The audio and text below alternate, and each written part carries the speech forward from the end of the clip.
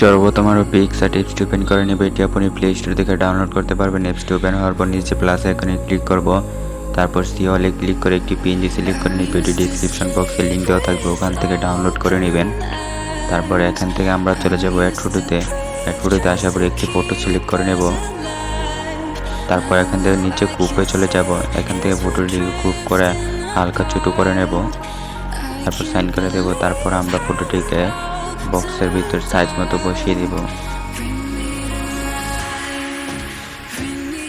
তারপর সাইন করে দেবো। তারপর এখান থেকে আমরা চলে যাব ইফেক্টসে, নিচে সিম্পলে চলে আসবে। এখান থেকে অনেকগুলো ইফেক্ট পেয়ে যাবেন, আপনার পছন্দ মতো ইফেক্ট দিয়ে দিবেন যেটা আপনার ছবির সাথে ম্যাচ করে। তারপর দিয়ে দেওয়ার পর উপরে সাইন অপশনে ক্লিক করব। তারপর এখান থেকে চলে যাব টুলসে, অ্যাডজাস্টে। এখানে অনেকগুলো অপশন পেয়ে যাবেন, ওপর নিচ করলে ছবির পরিবর্তন আসবে। আপনার ছবি যেদিকে নিলে সুন্দর হয় সেদিক নিয়ে রাখবেন। আমি আমার মতন রাখলাম, আপনাদেরকে শুধু দেখিয়ে দিলাম। তারপর এখান থেকে করার পর সাইন অপশনে ক্লিক করব। তারপর ফটোটিকে সেভ করে নেব গ্যালারিতে। ভিডিওটি ভালো লাগলে লাইক করবেন, শেয়ার করবেন, সাবস্ক্রাইব করবেন। দেখা হবে পরবর্তী ভিডিওতে।